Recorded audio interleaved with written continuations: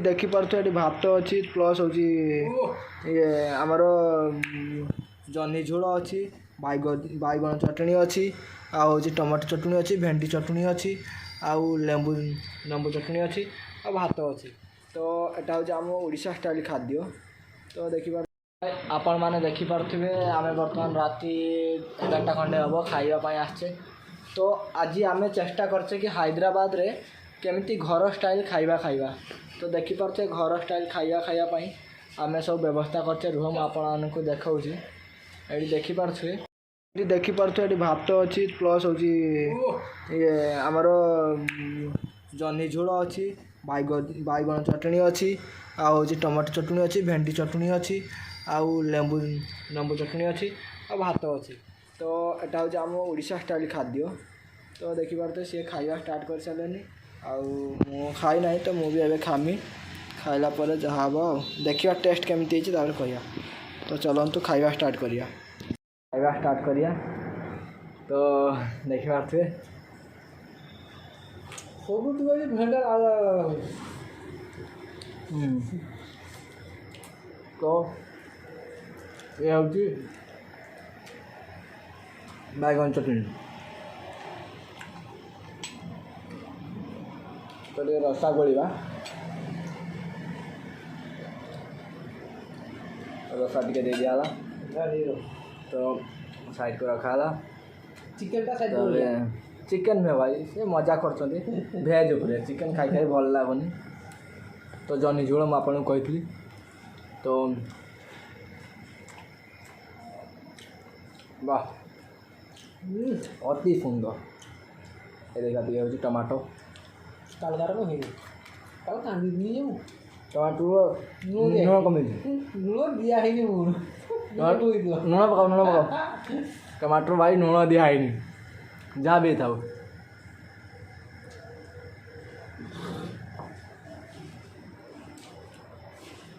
तो ज़्यादा चलती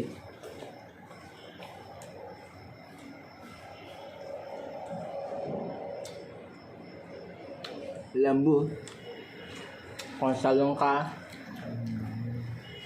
प्याज। तो भाई कह था ना ओडिशा स्टाइल खाइबा मिलते हैं बहुत कष्ट तथापि आम चेष्टा करुचे कि ओडिशा स्टाइल केमती खाइबा।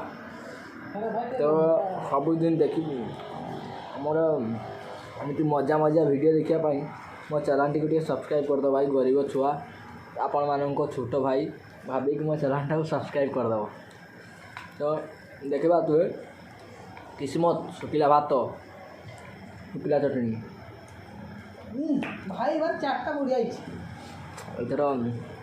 तो आम खाऊचे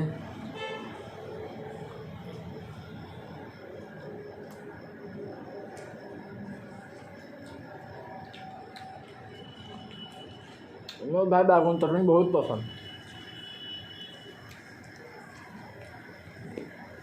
बैगन चटनी पाने मुझे सब भूल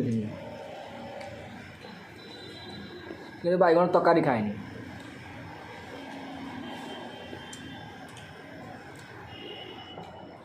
ये नो भेंडी हजी भेंडी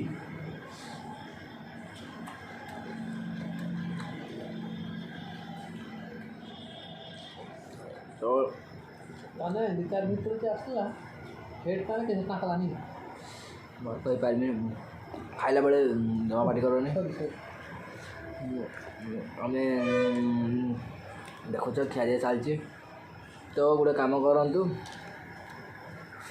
आम ये रखुचे खाई सारिकी मुझे आग को वीडियो देखेनी तथापि आउ टे रुह खाई सारे कष्ट करी खाइते हो भाई किसी कर ना बाड़े गोटे जिनस देखी सी हूँ बिरियानी बिरियानी छाड़ा बाड़े किसी बुझंती बुझीगल ना। आम तो भाई गाँवली पिला आमको गाँवली खाद्य दरकार। तो धन्यवाद जहाँ भी हो खाईदे खाद्य सरीगला ए खाईदेवा। तो रोचे बर्तमान शांति खामी तो वीडियो बंद रहा।